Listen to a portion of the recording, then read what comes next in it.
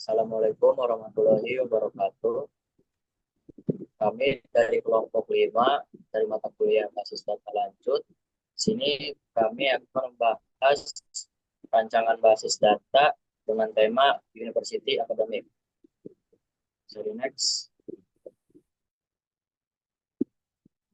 Kelompok kami beranggotakan dari 4 orang. Pertama, ada Asep Imam Wahyudi dengan NPM 2310 6312 5006. Yang kedua, ada Azelia Rosa Novia dengan NPM 2310 6312 541.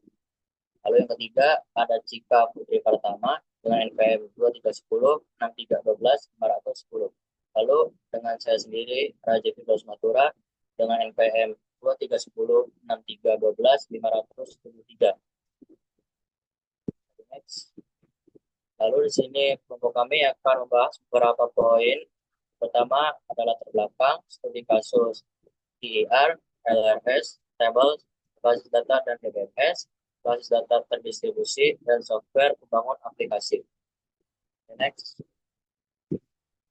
Lalu untuk poin yang pertama, saya serahkan kepada Azel. Kepada Azel, dipersilakan. Oke, yang pertama latar belakang. Lembaga pendidikan tinggi memerlukan pengelolaan informasi akademik yang efisien dan akurat seiring bertambahnya jumlah mahasiswa. Basis data akademik yang andal menjadi kunci dalam menyimpan, mengakses, dan memperbarui informasi seperti hasil studi, kehadiran, dan aktivitas lainnya secara terstruktur. Dengan basis data yang dirancang khusus, institusi dapat mengatasi masalah keterlambatan atau ketidakakuratan data, mempermudah akses mahasiswa, serta mendukung peningkatan layanan akademik yang terpercaya dan optimal.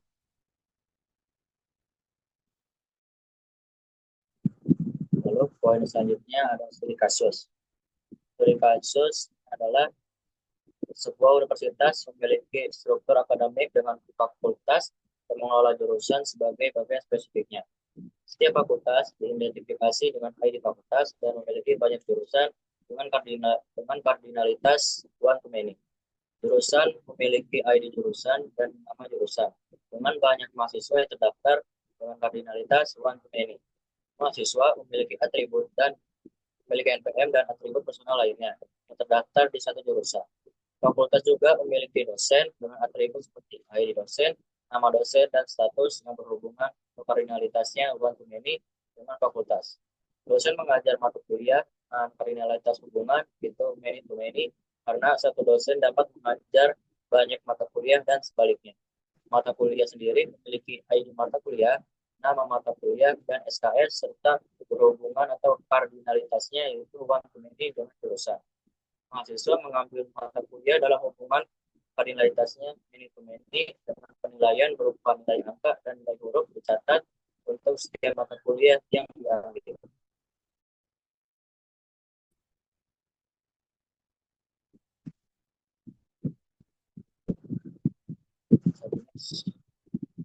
Lalu poin selanjutnya ada DR untuk Ancient Entity Relationship.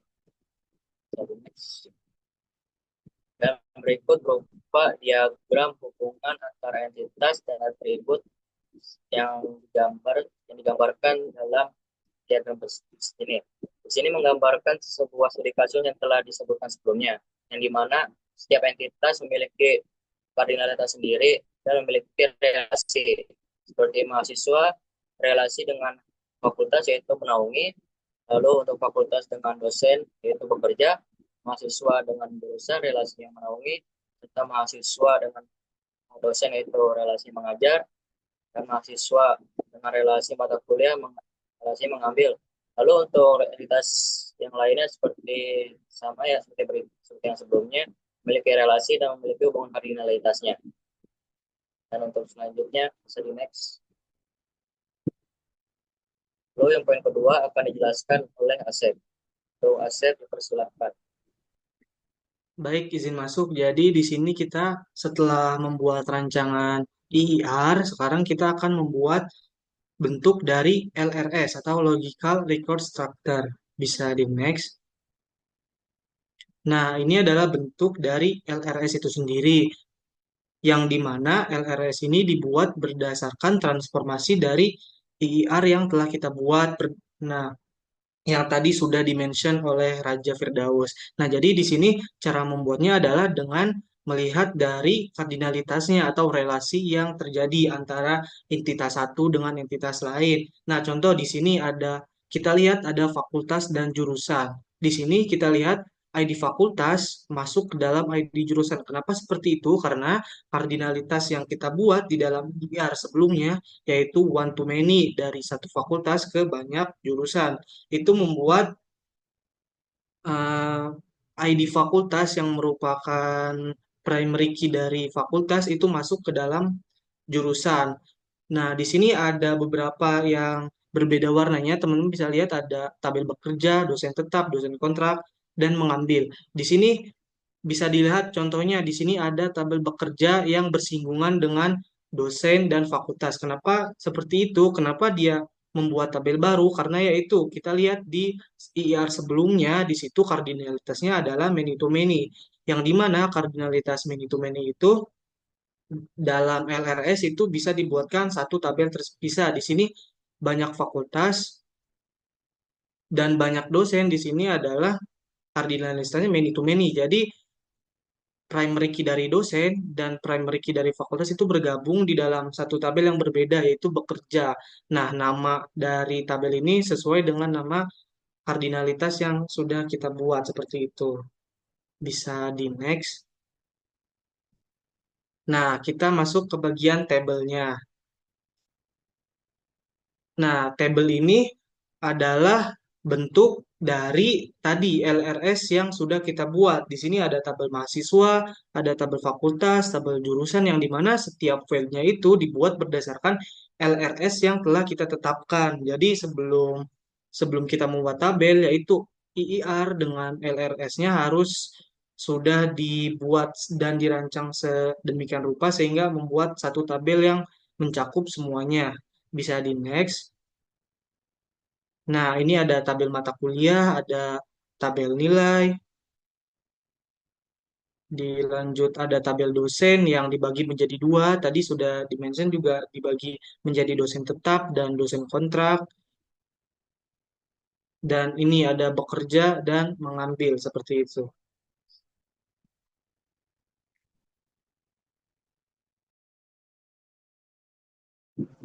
Baik, untuk poin selanjutnya itu basis data dan DBMS akan dijelaskan oleh Azza. Para Azza dipersilahkan. Baik, selanjutnya ada basis data dan DBMS.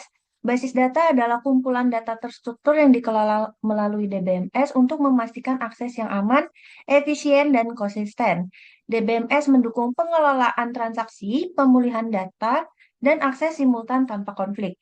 Dengan DBMS, organisasi dapat melakukan analisis data dan pengambilan keputusan berbasis data dengan mudah. Kemudian di sini ada basis data dan DBMS untuk MySQL. MySQL sebuah RDBMS open source berbasis SQL dipilih karena kehandalannya, kompatibilitas lintas platform, dan popularitas global. MySQL mendukung pengelolaan data terstruktur dalam tabel dengan relasi melalui primary key dan foreign key. Dilengkapi fitur index dan query optimizer untuk efisiensi akses data. Dengan dukungan antarmuka GUI dan API, MySQL mempermudah integrasi dengan berbagai bahasa pemrograman, menjadikannya solusi ideal untuk kebutuhan basis data relasional. Kemudian di sini ada RDBMS untuk faktor teknisnya. RDBMS berbasis model relasional yang diperkenalkan oleh Dr. E.F. Codd menawarkan fleksibilitas dan efisiensi dalam mengelola data terstruktur. Dengan SQL sebagai bahasa standar, RDBMS mendukung operasi CRUD, indeks untuk percepatan pencarian data, dan fitur optimasi query. Antarmuka GUI dan API mempermudah pengelolaan basis data serta mendukung integrasi aplikasi modern. MySQL adalah sistem manajemen database relasional atau RDBMS open source berbasis SQL yang bekerja dengan model client server. Kalau DBMS adalah sistem manajemen database secara umum, RDBMS merupakan software pengelolaan database berdasarkan model relasional. Kemudian di sini ada faktor ekonomisnya. MySQL Community Edition gratis, sementara Enterprise Edition menawarkan fitur premium dengan harga biaya mulai dari $5.000 per tahun. Biaya operasional meliputi perangkat keras, cloud hosting, pelatihan, dan tenaga kerja. Dengan dukungan komunitas yang luas untuk edisi open source, solusi ini menjadikan pilihan ekonomis untuk kebutuhan basis data. Kemudian dalam faktor politik dan organisasi, MySQL memungkinkan fleksibilitas dalam pengelolaan struktur data relasional melalui relasi tabel yang kompleks dengan basis penggunaan yang luas dan dukungan komunitas serta vendor resmi, seperti Oracle. Organisasi dapat memanfaatkan MySQL secara efisien, terutama jika personel sudah terbiasa dengan sistem ini. Hal ini mendukung produktivitas dan kemudahan pengelolaan basis data organisasi.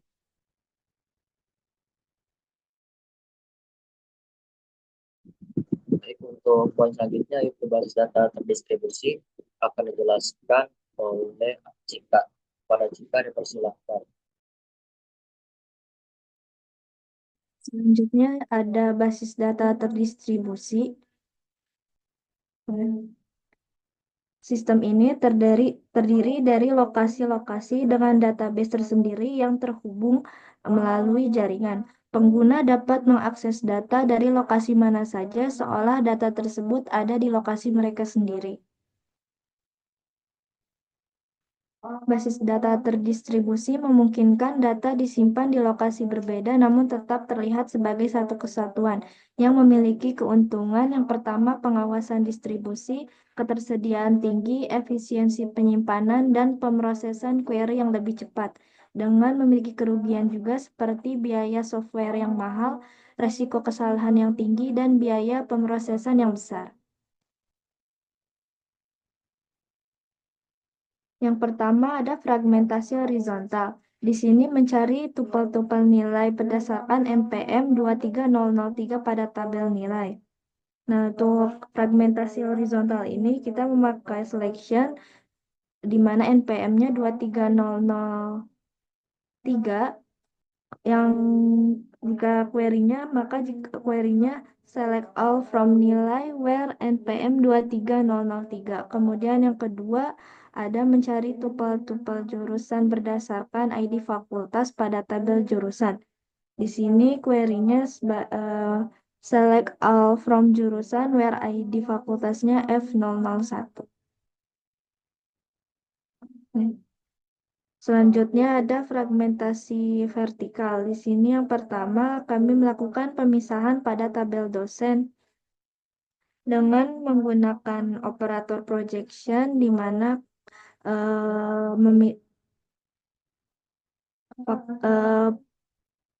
operator projection ID fakultas, nama dosen, jenis kelamin, tempat tanggal lahir. Kemudian yang kedua, melakukan pemisahan pada tabel dosen tetap. Query-nya select ID dosen, ID fakultas, nama dosen, jabatan, dan status. Selanjutnya ada software pembangun aplikasi.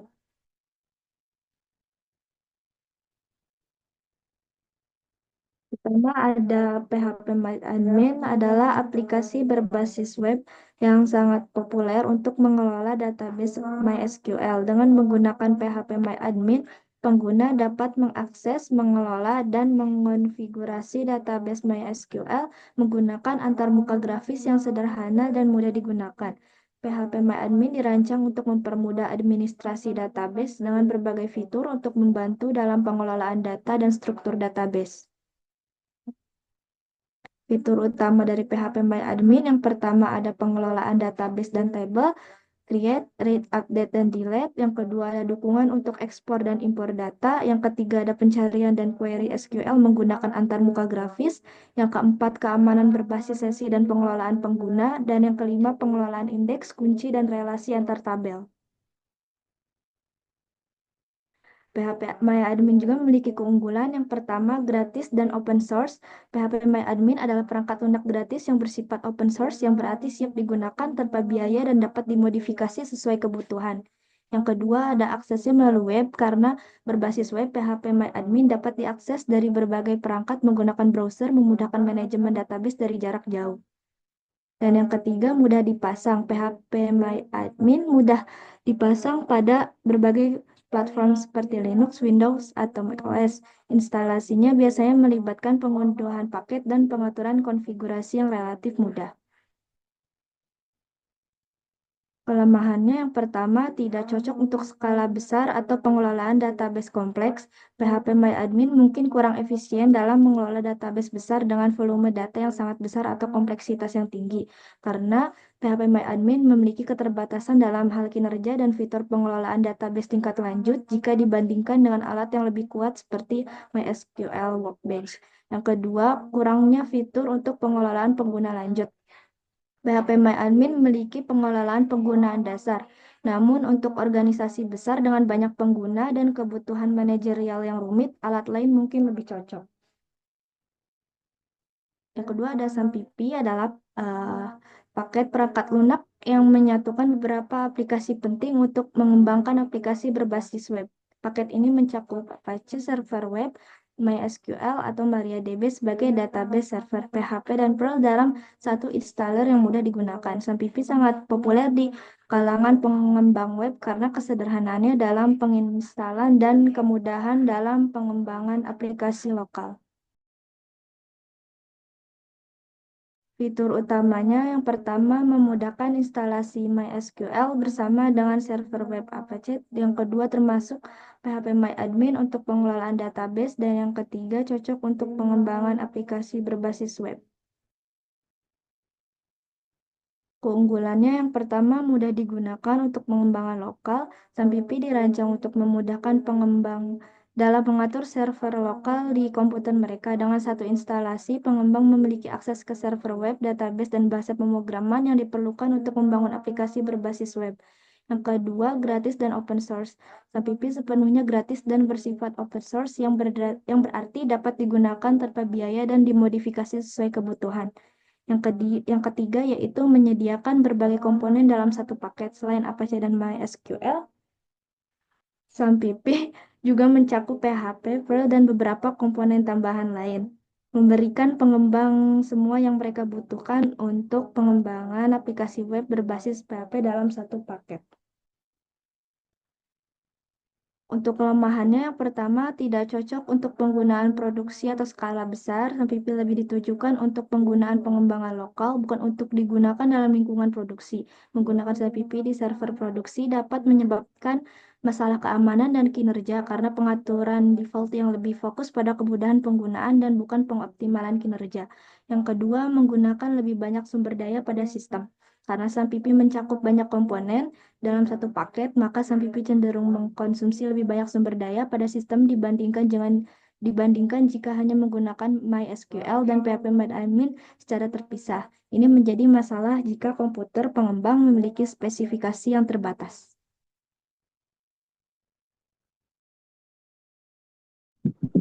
Untuk poin terakhir itu ada kesimpulan dari materi-materi yang telah kita paparkan.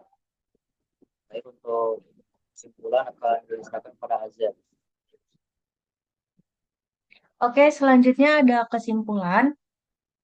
Kesimpulan dari yang telah kita bacakan sedari tadi adalah sistem basis data University Academic dirancang menggunakan model relasional dengan MySQL sebagai DBMS pilihan karena keandalan, fleksibilitas, dan dukungannya terhadap berbagai platform. Struktur basis data ini mencakup entitas utama seperti fakultas, jurusan, mahasiswa, dosen, mata kuliah, dan nilai dengan relasi dan kardinalitas yang mencerminkan hierarki serta interaksi akademik di universitas. Dengan model relasional, data disusun secara terorganisir menggunakan tabel yang saling terhubung melalui primary key dan foreign key, memungkinkan pengelolaan data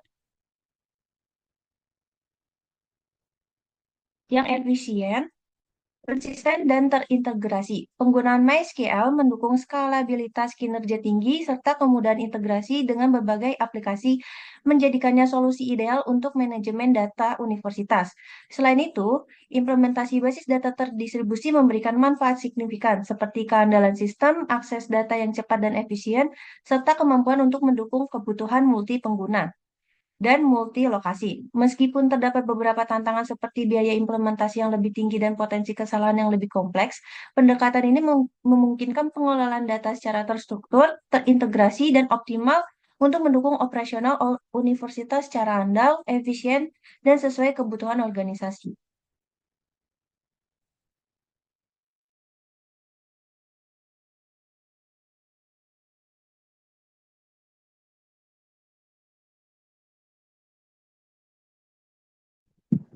Baik, mungkin sekian dari kelompok kami.